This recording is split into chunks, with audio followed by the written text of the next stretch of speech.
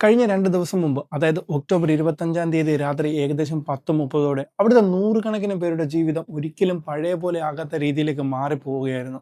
ഇടുക്കി ജില്ലയിലെ അടിമാലിയിലെ മലഞ്ചെരുവുകൾക്കിടയിൽ സാധാരണ ജീവിച്ചിരുന്ന ഒരു കോളനി, അതായിരുന്നു ലക്ഷം വീട് കോളനി. നിങ്ങൾ കേട്ട് കാണും, അവിടെ ഉണ്ടായ ആ മണ്ണിടിച്ചിൽ ഒരൊറ്റ പ്രകൃതി ദുരന്തമല്ലായിരുന്നു അത്. മനുഷ്യരുടെ അനാസ്ഥയും കൂട്ടിക്കലർന്ന ഒരു ദാരുണമായ സംഭവം. എങ്ങനെയാണ് ആ ഒരു മണ്ണ് ഇടിയാൻ കാരണം? 40ഓളം വീടുകൾ മാറ്റിപ്പാർപ്പിക്കേണ്ട 40ഓളം കുടുംബങ്ങൾ നഷ്ടപ്പെട്ട ഒരു രീതിയിലേക്ക് മാറിയ ആ ഒരു കാര്യം എന്തായിരുന്നു? നമസ്കാരം, ഞാൻ അഖിലേഷ് ചന്ദ്രസേനൻ. അന്നത്തെ രാത്രി അടിമാലിയുടെ മുകളിൽ കുത്തൊഴുകിക്കൊണ്ടിരിക്കുന്ന മഴയാണ്. ഇടുക്കി ജില്ലയിൽ മഴ കണ്ടിട്ടില്ലാത്ത ദിവസങ്ങളൊന്നുമില്ലെന്ന് നമുക്കറിയാം. പക്ഷേ ആ ഒരു അവസാനത്തെ ആഴ്ച അത് വളരെ കടുത്ത രീതിയിലായിരുന്നു. നദികൾ നിറഞ്ഞൊഴുകുന്ന ഒരവസ്ഥ. നമ്മുടെ ടീ എസ്റ്റേറ്റ് പോലും ഡ്രൈനേജ് പോലെ നിറഞ്ഞൊഴുകുന്ന, പ്ലാന്റേഷനിൽ ജോലി ചെയ്യുന്നവർക്ക് വീട്ടിലേക്ക് പോലും കുടുങ്ങിക്കിടക്കുന്ന ഒരു അവസ്ഥയിലേക്ക് മാറുന്ന രീതിയിലൊരു മഴയായിരുന്നു ആ ഒരു സമയത്ത്.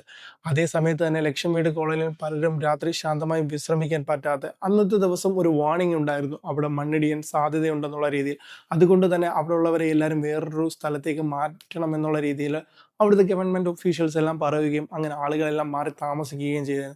പക്ഷേ നിർഭാഗ്യവശാൽ അന്ന് അവിടെ ഉണ്ടായിരുന്ന 2 പേര്, അതായത് ഒരു കുടുംബത്തിലെ 2 പേർ എന്തോ ഡോക്യുമെന്റ് ഒക്കെ എടുക്കണം എന്നുള്ള രീതിയിൽ ആ ഒരു വീട്ടിലേക്ക് തിരിച്ചു വരികയായിരുന്നു. അതായിരുന്നു സന്ധ്യയും അതുപോലെ തന്നെ ബൈജുവും. അങ്ങനെ രാത്രിയിലേക്ക് വരികയും വലിയ പ്രശ്നങ്ങളൊന്നുമില്ല, തൽക്കാലം ഇന്ന് ഇവിടെ താമസിച്ചുകൊണ്ട് പിറ്റേന്ന് രാവിലെ വീണ്ടും പഴയ ഒരു സ്കൂളിലേക്ക് മാറാം, അല്ലെങ്കിൽ ദുരിതാശ്വാസ ക്യാമ്പിലേക്ക് മാറാം എന്നുള്ള രീതിയിൽ തന്നെയായിരുന്നു അവർ വന്നിരുന്നത്.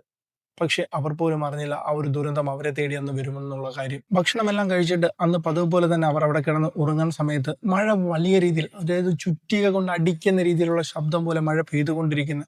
മലകൾ വലിയ രീതിയിൽ പൊളിഞ്ഞു വീഴുമെന്നുള്ള രീതി. രാത്രി ഏകദേശം 10:30 കോളനി മുഴുവൻ ഇരുട്ടിലേക്ക് മാറുന്നൊരു സമയം. മഴയുടെ ശബ്ദം മാത്രം കേട്ടിരുന്നൊരു സമയം. അപ്പോഴാണ് മഴയെ വലിയൊരു ശബ്ദം മുകളിൽ നിന്ന് റോൾ പോലെ ആദ്യം ഉണ്ടായത്. ആദ്യം വിചാരിച്ചത് മഴവെള്ളം ഒഴുകി വരുന്ന ശബ്ദമായിരിക്കും എന്നുള്ള രീതിയിലായിരുന്നു. പക്ഷെ പെട്ടെന്ന് തന്നെ മണ്ണിന്റെ പൊട്ടിത്തെറി, കല്ലുകൾ റോൾ ചെയ്യുന്ന രീതിയിലുള്ള ശബ്ദം, വീടുകളുടെ മതിൽ ക്രാക്ക് ചെയ്ത ശബ്ദം, അങ്ങനെ ഒരു മാസീവ് മഡ് ഫ്ലോ കോളനിയിലേക്ക് ഇടിച്ചിറങ്ങുകയായിരുന്നു. അന്നത്തെ രാത്രി ആരും പ്രതീക്ഷിച്ച് കാണത്തില്ല അങ്ങനെ ഒരു സംഭവം ഉണ്ടാവുമെന്ന്. കോളനി മുഴുവൻ ഒരു ഡിസാസ്റ്റർ ആയിട്ട് തന്നെ അന്ന് മാറുകയായിരുന്നു. ബൈജുവിന്റെയും സന്ധ്യയുടെയും വീടിന് നേരെ മണ്ണ് ഇടിച്ചിറങ്ങുന്ന ഒരു രീതിയിലോട്ടായിരുന്നു. മതിലുകൾ തറത്ത് കോൺക്രീറ്റ് സ്ലാബുകൾ വീണ് ഇരുവരിലും ആ ഒരു വീടിനുള്ളിൽ കുടുങ്ങിക്കിടക്കുന്ന ഒരു രീതിയിലായിരുന്നു. പിന്നീട് ഒരു നിലവിളിയും ശബ്ദങ്ങളും മാത്രമേ കാണാനുള്ളായിരുന്നുള്ളൂ. അങ്ങനെ ശബ്ദങ്ങൾ കേട്ട് പുറത്തുണ്ടായിരുന്നവർ ഫ്ലാഷ് ലൈറ്റ് വിളിച്ച് കോളനിയിലേക്ക് ഓടിയെത്തുന്ന സമയത്ത് നിലവിളികൾ മാത്രം. ആളുകൾ കുടുങ്ങിയിരിക്കുന്നെന്നാണ് അങ്ങനെ മനസ്സിലായത്. ഇത് കണ്ട സ്ത്രീകളും കുട്ടികളും ഒക്കെ വലിയ രീതിയിൽ ശബ്ദമുണ്ടാക്കി നിലവിളിക്കുന്ന ഒരു അവസ്ഥയായിരുന്നു. പിന്നീട് ഫയർഫോഴ്സ്, പോലീസ്, റെസ്ക്യൂ ടീം എല്ലാവരെയും വിളിച്ചിട്ടുണ്ടായിരുന്നു. അങ്ങനെ അവർ എത്തുന്ന സമയത്ത് പോലും അവർക്കും ആ ഒരു സ്ഥലത്തോട്ട് എത്തിപ്പെടാൻ വളരെ പാടായിട്ടുള്ള കാര്യമായിരുന്നു. കാരണം എന്ന് വെച്ച് കഴിഞ്ഞാൽ ആ ഒരു സ്ഥലം ഫുള്ള് മഴ പിടിച്ച് മണ്ണിടിഞ്ഞ് കിടക്കുന്ന ഒരു അവസ്ഥയിലേക്ക് മാറിയിട്ടുണ്ടായിരുന്നു. പിന്നീട് അങ്ങോട്ട് കാണുന്നത് മണിക്കൂറുകളോളമുള്ള ഒരു ഡിഗ്ഗിങ്ങും അങ്ങനെയുള്ള ഒരു രക്ഷാപ്രവർത്തനങ്ങളുമായിരുന്നു കണ്ടുകൊണ്ടിരുന്നത്. ആദ്യമുള്ള സമയങ്ങളിൽ അവർക്ക് ആ ഒരു സ്ലാബിനടിയിലോട്ട് കയറി അവരെ രക്ഷപ്പെടുത്താൻ പോലും പറ്റാത്തൊരവസ്ഥയായിരുന്നു. ആ ഒരു സമയത്ത് ലൈവായിട്ട് കണ്ടുകൊണ്ടിരുന്നവർക്കറിയാം, ഒരു ചെറിയ രീതിയിലുള്ളൊരു ഗ്യാപ്പ് മാത്രമേ ഉണ്ടായിരുന്നുള്ളൂ. കാരണം എന്ന് വെച്ച് കഴിഞ്ഞാൽ ഇത്രയും ഉള്ളൊരു ഗ്യാപ്പ്, അതായത് ആ സ്ലാബ്, വലിയ വീടിന്റെ മുകളിലുള്ള ആ ഒരു സ്ലാബ് ഇങ്ങനെ കിടക്കുന്നു, അതിനകത്ത് ചെറിയ ഇത്രയും ഉള്ളൊരു, മൊത്തത്തിൽ ഇത്രയുള്ളൊരു ഗ്യാപ്പ് മാത്രം ഉണ്ടായിരുന്ന ഒരു സ്ഥലത്തൂടെയാണ് ഈ ഒരു റെസ്ക്യൂവും അതുപോലെ നാട്ടുകാരും പോലീസും എല്ലാം അതിനകത്തോട്ട് നുഴഞ്ഞു കയറിയിരുന്നത്. നുഴഞ്ഞു കയറാൻ പോലും ആദ്യം പറ്റുന്നില്ലായിരുന്നു. അവർ ചെറിയ കല്ലുകളും അതേപോലെ കമ്പുകളും അതായത് തടികളും ഹാമറുകളും പിന്നെ ജാക്കികൾ വെച്ചൊക്കെയാണ് ഈ ഒരു സ്ലാബ് മേലോട്ട് ഉയർത്തിയതിനു ശേഷമാണ് ഇവർ അവരുടെ ജീവൻ പോലും പണയം വെച്ചിട്ടാണ് അവർ അതിനകത്തോട്ട് കയറി ആ ഒരു രക്ഷാപ്രവർത്തനം നടത്തിയിരുന്നത്. പിന്നീട് കാണുന്നത് ആ ഒരു 2 പേരും അതിനകത്ത് കുടുങ്ങി കിടക്കുന്നത് തന്നെയായിരുന്നു കണ്ടിരുന്നത്. പിന്നീട് ആ ഡോക്ടറൊക്കെ വന്ന് അവരെ പരിശോധിച്ചപ്പോൾ ആദ്യമേ സന്ധ്യയുടെ അവസ്ഥ വളരെ പ്രശ്നമില്ല, ഒരു ജീവൻ ഗുരുതരമല്ലാത്തൊരു അവസ്ഥയിലായിട്ടായിരുന്നു. കാരണം ഈ ഒരു ശരീരത്തിന് മോൾ ഭാഗത്തേക്ക് വലിയ സീനൊന്നും ഇല്ലായിരുന്നു.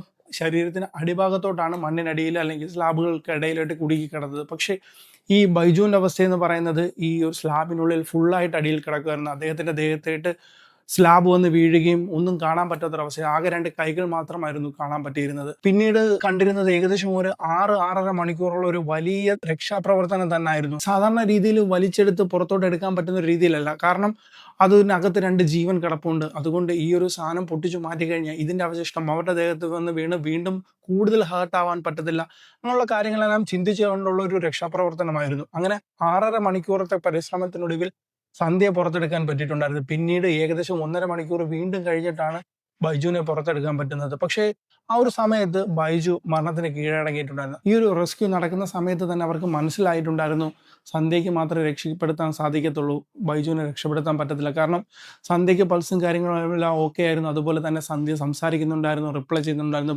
മരുന്നിനോട് പ്രതികരിക്കുന്നുണ്ടായിരുന്നു. പക്ഷേ ബൈജുവിൻ്റെ അവസ്ഥ അങ്ങനെ ആയിരുന്നില്ല. മരുന്നിനോട് പ്രതികരിക്കുന്നില്ല. ആകെ 2 കൈകൾ മാത്രമാണ് പുറത്തോട്ട് കണ്ടിരുന്നത്. അതുമാത്രമല്ല പൾസുകളൊന്നും തന്നെ ഇല്ലായിരുന്നു. അതുകൊണ്ട് തന്നെ അദ്ദേഹത്തിന്റെ കാര്യം അതുകൊണ്ടായിരിക്കാം ഒരുപക്ഷെ ഈ രക്ഷാപ്രവർത്തകർ പിന്നീടാക്കാം എന്നുള്ള രീതിയിലും ആദ്യം നിലവിൽ നമുക്ക് വിശ്വാസമുള്ള ഒരു ജീവൻ പുറത്തെത്തിക്കാം എന്നുള്ള രീതി നോക്കിയതെന്ന് എനിക്ക് തോന്നുന്നത്. ഈ ഒരു കാര്യത്തിൽ നാട്ടുകാർ തന്നെ വലിയൊരു പ്രതിഷേധമുണ്ട്. അവിടെ നിന്നിരുന്ന ഒരാൾ പറയുന്നുണ്ട്, സാർ ഞങ്ങൾ മുന്നേ തന്നെ പറഞ്ഞിട്ടുണ്ട് ഈ ഒരു സ്ലോപ്പ് കട്ട് ചെയ്തത് വാളൊന്നും ചെയ്തിട്ടില്ല, ഡ്രൈനേജ് ഇല്ല, ഓരോ മഴയ്ക്കും ക്രാക്ക് വരും, നമ്മൾ ഭയത്തിലാണ്, ഒടുവിൽ അത് സംഭവിക്കുക തന്നെ ചെയ്തു എന്നുള്ള രീതിയിൽ. ഇതാണ് കാര്യങ്ങൾ. ഇവിടെ ഇമ്മീഡിയറ്റ് റീസൺ റെയിൻ ആണെന്ന് എല്ലാവരും പറയും. പക്ഷെ ശരിയാണ്. പക്ഷെ റൂട്ട് കേസ് അത് NH, അതായത് national highway authority of India തന്നെയാണെന്ന് പറയേണ്ടി വരും. അവർ ഈ NH-85 വൈഡനിങ് ചെയ്തു. അത് ശരി തന്നെയുള്ള ഒരു കാര്യമാണ്. പക്ഷെ മല ഡീപ്പായിട്ട് കട്ട് ചെയ്തിട്ടാണ് ഈ ഒരു വൈഡനിങ് ചെയ്തത്. അപ്പോൾ ഈ ഒരു ഡീപ്പായിട്ട് കട്ട് ചെയ്യുന്ന സമയത്ത് റീറ്റെയിൻ വാൾ ഉണ്ടാക്കണം, അതുണ്ടാക്കിയിട്ടില്ല. അതേപോലെ ഡ്രൈനേജ് സിസ്റ്റം ഉണ്ടാക്കിയിട്ടില്ല, സ്ലോ പ്രൊട്ടക്ഷൻ ഉണ്ടാക്കിയിട്ടില്ല. ഈ ഒരു കാര്യങ്ങളൊക്കെ അന്നേ ചെയ്യണമെന്ന് പറഞ്ഞിട്ട് പോലും ഇവർ ഇതൊന്നും ചെയ്യാതിരുന്നത് കൊണ്ടാണ് ഈ ഒരു കാര്യം ഇത്രത്തോളം വലിയൊരു കോംപ്ലിക്കേറ്റഡ് ആയത്. അങ്ങനെ മഴ പെയ്തപ്പോൾ ഇത് സാച്ചുറേറ്റഡ് ആവുകയും വെള്ളം കൂടുകയും ഇത് പിന്നീട് കൊളാപ്സ് ആയി താഴോട്ട് വരികയാണ് ചെയ്തിരുന്നത്. പക്ഷേ NH പല രീതിയിലുള്ള ന്യായീകരണങ്ങളൊക്കെ പറയുന്നുണ്ട്. ഞങ്ങൾ വാണിംഗ് കൊടുത്തു, രാവിലെ തന്നെ റോഡ് അടച്ചിരുന്നു, കുടുംബങ്ങളെ ഇവാക്യുവേറ്റ് ചെയ്തു. അതെ, വാണിംഗ് കൊടുത്തു. പക്ഷെ നിങ്ങളൊന്ന് ആലോചിച്ച് നോക്കുക, പ്രോബ്ലം അവർ തന്നെയല്ലേ ഇത് സൃഷ്ടിച്ചത്. വാണിംഗ് കൊണ്ട് ജീവൻ തിരിച്ചു കിട്ടുമോ? ബൈജുവിനെ തിരികെ കിട്ടുമോ? ഈ കോളനിയിലുണ്ടായിരുന്ന വീടുകളും അവർക്ക് തിരിച്ചു കൊടുക്കാൻ ഇവർക്ക് പറ്റുമോ? ഇല്ല. അതാണ് ഇവിടുത്തെ ഏറ്റവും വലിയൊരു സത്യം എന്ന് പറയുന്നത്. പിന്നീട് നമ്മളെല്ലാം അറിയേണ്ട ഒരു കാര്യമുണ്ട്, ക്യാമ്പിലെ ജീവിതം. എല്ലാവരും പറയും ക്യാമ്പിലോട്ട് മാറിക്കൂടായിരുന്നു, ക്യാമ്പിൽ ഉണ്ടായിരുന്നുണ്ടെങ്കിൽ ഈ ഒരു പ്രശ്നം ഉണ്ടാവത്തില്ലായിരുന്നല്ലോ, എന്തുകൊണ്ട് ക്യാമ്പിൽ മാറിയില്ല, എന്തുകൊണ്ട് ക്യാമ്പിൽ നിന്ന് തിരിച്ചു വന്നു എന്നുള്ള രീതിയിലൊക്കെ പറയും. പക്ഷെ ക്യാമ്പിൽ ഉണ്ടായിരിക്കുന്ന അല്ലെങ്കിൽ ക്യാമ്പിലെ അവസ്ഥ എന്നുള്ളത് നിങ്ങൾ എല്ലാവരും മനസ്സിലാക്കേണ്ട ഒരു കാര്യം എന്ന് പറഞ്ഞാൽ ക്യാമ്പിലെ ജീവിതം അത്ര സുഖകരമായിട്ടുള്ള ഒരു ജീവിതമല്ല. ഒരു പക്ഷേ ഒരു സ്കൂളായിരിക്കാം, അല്ലെങ്കിൽ ഒരു ഓഡിറ്റോറിയം ആയിരിക്കാം. അവിടുത്തെ ഫ്ലോർ പ്ലാസ്റ്റിക് ഷീറ്റ് ആയിരിക്കും, മാറ്റ് വിരിച്ച് ഉറങ്ങണം. മുതിർന്നവർക്ക് ബാക്ക് പെയിൻ ചിലപ്പോൾ ഉണ്ടാകും, കുട്ടികൾക്ക് ഫീവർ, ടോയ്ലറ്റിലേക്ക് പോകാനുള്ള ക്യൂ, പ്രൈവസി ഒന്നും തന്നെ ഇല്ല. സ്ത്രീകളായിരിക്കും ഏറ്റവും വലിയ ബുദ്ധിമുട്ടുണ്ടാകുന്നത്. കാരണം എന്ന് പറഞ്ഞാൽ ടോയ്ലറ്റുകൾ ഇത്രയും പബ്ലിക്കായിട്ട് യൂസ് ചെയ്യുമ്പോൾ അത് എത്രത്തോളം വൃത്തിയുള്ളതായിരിക്കുമെന്ന് നമുക്ക് ചിന്തിക്കാൻ കഴിയുമോ? നമ്മുടെ വീട്ടിൽ, നമ്മൾ അടച്ചുറപ്പുള്ള വീട്ടിൽ നമ്മൾ സൂക്ഷിക്കുന്ന പോലെ ഇത്രയും കോമൺ ആയിട്ട് ആളുകൾ യൂസ് ചെയ്യുമ്പോൾ അതുണ്ടാകുമെന്ന് നമുക്ക് വാശി പിടിക്കാൻ പറ്റുമോ? ഉണ്ടാകില്ല. അതുപോലെ തന്നെ ഭക്ഷണത്തിന് വേണ്ടി ആളുകൾ ക്യൂ നിൽക്കേണ്ടി വരും.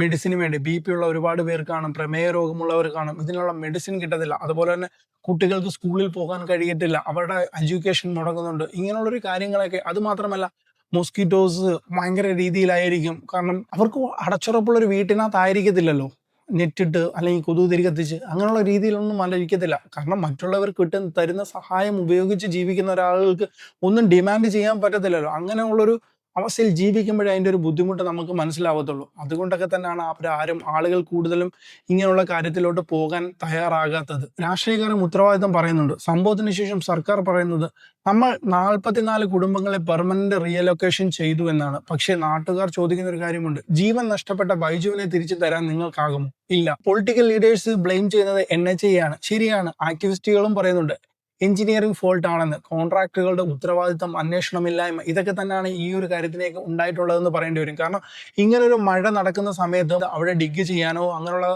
വർക്കുകൾ നടക്കാനോ പാടില്ലെന്ന് നിയമത്തിൽ തന്നെ പറഞ്ഞിട്ടുണ്ട്. പിന്നെ എന്തുകൊണ്ടാണ് ഇത്രയും മഴ നടക്കുന്ന സമയത്ത് ഈ ഇടുക്കിയിൽ അല്ലെങ്കിൽ ഇങ്ങനെയുള്ള ഒരു ഹൈ റേഞ്ചിൽ ഈ ഒരു മല ഡിഗ് ചെയ്യാൻ കാരണമുണ്ടായിട്ടുള്ളത്?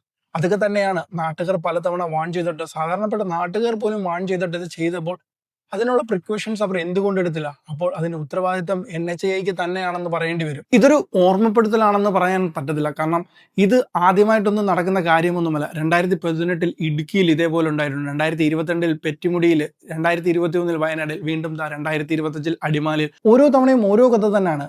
വലിയ രീതിയിലുള്ള മഴ, അതുപോലെ തന്നെ മനുഷ്യന്റെ ഉത്തരവാദിത്തമില്ലായ്മ. എല്ലാ പ്രാവശ്യവും നമ്മൾ ലെസൺ ലേൺ എന്ന് പറയും, പക്ഷെ ഒരിക്കലും നമ്മൾ പാഠം പഠിച്ചിട്ടില്ല എന്ന് പറയുന്നതല്ലേ സത്യം.